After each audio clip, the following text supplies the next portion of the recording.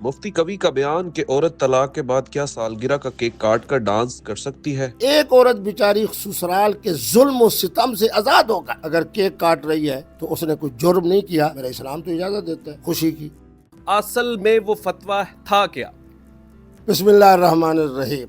دیکھیں میرے بیٹے، دو حقائق کو سامنے رکھیں. ایک میرا اسلام حریت اور آزادی کا دین ہے.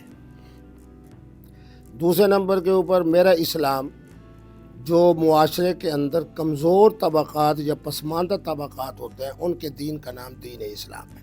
گیلانی صاحب تشریف فرما ہے، عوامی شخصیت ہے، ان سے پوچھیں.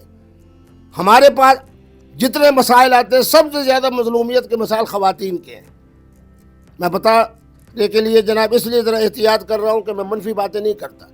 جو بیچاری ہوں، آج میرے پاس 3 مسئلے آئے. کیا ہے وہ؟ جی مجھے خامد کے بھائی نے مارا ہے، مجھے جناب خامد کی بہن نے یہ گالی نکالی ہے.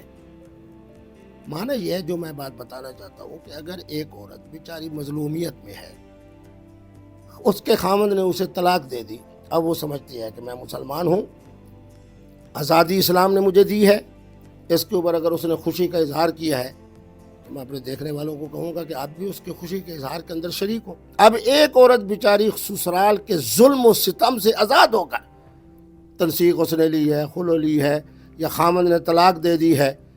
اب کیا خیال ہے کہ وہ اسلام کے نظام حریت کو سامنے رکھ کر اگر کیک کاٹ رہی ہے تو میرا اسلام تو اجازت دیتا ہے خوشی کی. قل بفضل اللہ وبرحمتہ فبذلک فلیفرحوا. اور آزادی سے بڑی جناب کیا فرح ہو سکتی ہے، کیا خوشی ہو سکتی ہے، کیا سکون ہو سکتا ہے. میں نے ہمیشہ یہ بات یورپ میں کہی کہ مرد کو صرف ایک اختیار دیا علیحدگی کا جس کا نام طلاق ہے. اس کے اندر بھی تفویض طلاق کا اختیار پھر محترمہ کو دیا گیا. اگر محترمہ اور محترمہ کا خاندان یعنی دولہے کا سسرال یہ سمجھتا ہے کہ ہمارا داماد کچھ ذہنی مریض ہے، ٹینشن والا ہے، جذباتی ہو جاتا ہے، تو فرمایا کہ نکاح کے وقت ہی جس طرح طلاق کا اختیار شریعت نے مرد کو دیا ہے، فرمایا تفویض طلاق اسی طرح کا اختیار اس کی محترمہ یعنی بیگم اور دلہن صاحب کو دے دیا جائے. دوسرا تنسیخ، یہ عورت کا اختیار ہے. تنسیخ کا معنی کیا ہے کہ خامد کے اندر کوئی فالٹ ہے، نان و نفقہ نہیں دیتا، ظلم کرتا ہے، زیادتی کرتا ہے، بہت سارے مسائل ہیں. خلو کے اندر میں نے جب یورپ کو بتایا کہ پتہ ہے کہ خلو کیا ہے، خلو یہ ہے کہ محترمہ خود تسلیم کرتی ہے کہ میرے خامد کے اندر کوئی کمی نہیں، نان و نفقہ بھی دیتا ہے، صحت کے حوالے سے بھی ٹھیک ہے، ماشاءاللہ ہر حوالے سے مالی طور پر بھی مستحکم ہے، میری خدمت بھی کرتا ہے، میرا خیال بھی کرتا ہے، مجھے پیار بھی دیتا ہے، لیکن پھر بھی میں نہیں رہنا چاہتی. اس کا نام خلو ہے. اب ایک محترمہ جس کو طلاق ملی وہ سمجھتی ہے کہ جس گھر میں میں تھی یہ ظلم سسر کی طرف سے، یہ ظلم ساس کی طرف سے، اسلام کی حریت کے حوالے سے اس محترمہ نے جو انداز اختیار کیا، سننے والوں کو کہوں گا کہ اپنے علماء سے پوچھ لینا کہ بخاری میں کیا ہے کہ کیا انداز اس محترمہ نے اختیار کیا. اس لیے اسلام میں نکاح میں بھی وسعت ہے، طلاق میں بھی وسعت ہے. جب میرے بارے میں ایک بات ہے کہ اتنے درجن نکاح کے بلا مفتی عبدالقوی صاحب نے فرمایا ہے، تو بہت سارے لوگوں نے کہا جی آپ کیوں کرتے ہیں نکاح؟ اس لیے کہ آپ صرف اپنی خواہش اور یہ. اور میں نے کہا مقام ادب ہے. سیدنا علی پاک کے نکاح کتنے ہیں اور اولاد کتنی ہے؟ حسن پاک کے نکاح کتنے ہیں، اولاد کتنی ہے؟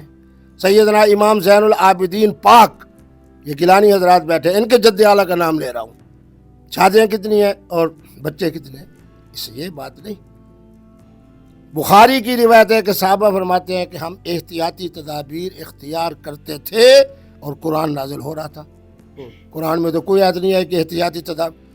ہر ہمارا سادہ آدمی اور جس روح نے آنا ہے آنے دو، جس روح نے آنا ہے، یہ گائے کے لیے ہے، بھینس کے لیے ہے، ان کے لیے، آپ کے لیے، میرے لیے نہیں.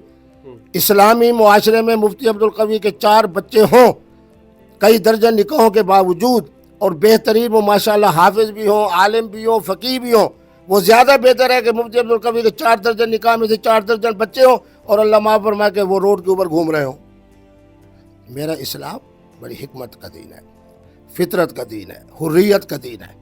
بہرحال اس محترمہ نے آزادی کی خوشی میں کیک کاٹا ہے، خوشی کا اظہار کیا ہے، تو اس نے کوئی جرم نہیں کیا. میرے اسلام کے روح اور فلسفے کے مطابق اس نے درست کیا ہے، درست کیا ہے، درست کیا ہے.